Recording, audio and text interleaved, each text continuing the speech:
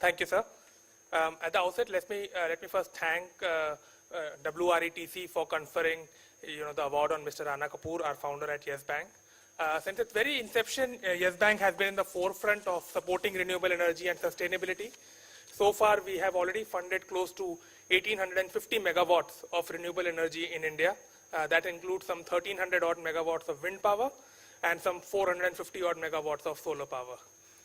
We were also privileged to raise the first ever green bond issuance out of India.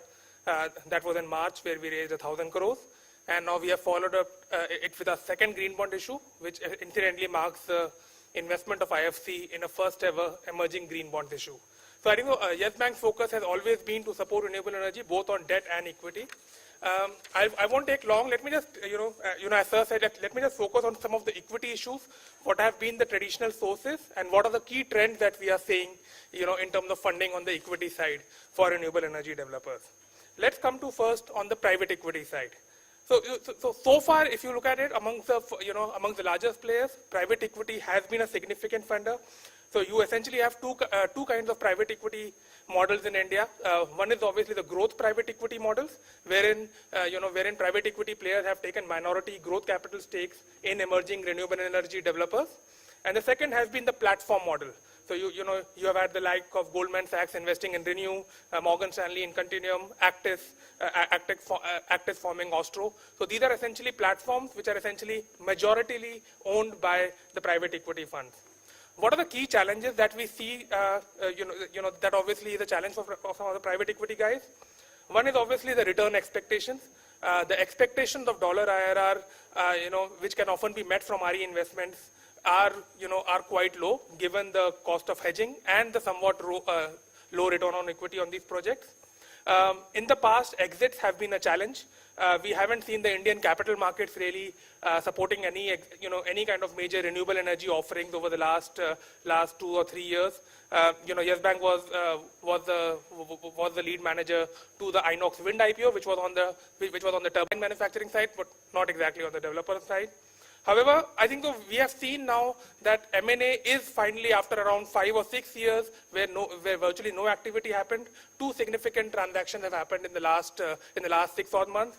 So we had an example of an exit through a strategic investor, which was Sembcorp agreeing to buy a 60% stake in IDFC-backed platform, which was Green Infra. And more recently, in June 2015, we saw SunEdison buying out Continuum Wind Energy. This was a transaction where Yes Bank was one of the advisors. So again, I think so with this, at least we see that some amount of more private equity money may come into it, given that capital markets now is not the only exit option. We are seeing M&A to a strategic player as well as a sale to a yieldco emerging as viable themes. One of the things that we have noticed over the last 1.5 months is obviously we have all seen the aggressive bidding, if you may call so, which has happened in the solar reverse auctions of MP and Telangana. Now, this has raised a lot of concern in some of the private equity investors, on essentially whether the market today for grid-connected solar IPPs, whether it can really support the private equity kind of returns. Or is there now a need to actually go to a different class of investors, like a yieldco or a yield-seeking investors? So one of the things which has happened is, so many private equity players who are already not invested into the solar IPP space, now they have started looking at differentiated business models as compared to a vanilla grid-connected utility. And one such opportunity space is obviously the solar rooftop or the off-grid space. So the only challenge there is the economics are well understood. I guess the only challenge there is not the returns, but the scalability. And, and the hunt for the scalable model kind of continues. Another key development that we have seen in the global markets especially is obviously the emergence of yieldco. So sometimes the most powerful advancements in renewable energy have nothing to do with technology, but they have to do with new financing models. And yieldco essentially allows basically a renewable developer to essentially keep control of its assets while continuously raising new capitals. It's nothing new. It's essentially a derivation of the REIT or the master limited partnership kind of a model which has existed, which has been existent for the last half a century. So the first renewable yieldco was essentially Brookfield Asset Management, which listed some 3 years back. Since then, we have seen a number of listings, and nearly $5 billion of capital has been raised in the US market. We see let's say a yieldco listing for an Indian player may still be some time away, but obviously, a partnership with a global yieldco is definitely something, that we are seeing a lot of excitement about. The similar development is happening in the Indian markets, where SEBI has obviously is considering investment infrastructure investment trust, which is essentially a replication of the REIT model for the Indian concerns. Obviously, we have some taxation issues to be sorted out before we can see the first infra investment trust to be really listed. The Indian, the Indian renewable energy space is quite fragmented, and it has multiple small and medium players. So beyond the platforms, the private equity-backed platform, we haven't seen much scale being created. So I believe one of the push that we will see with the yieldco model, which can only be tapped by platforms on a certain scale and size, is basically M&A is going to see a push, and consolidation will happen in the space.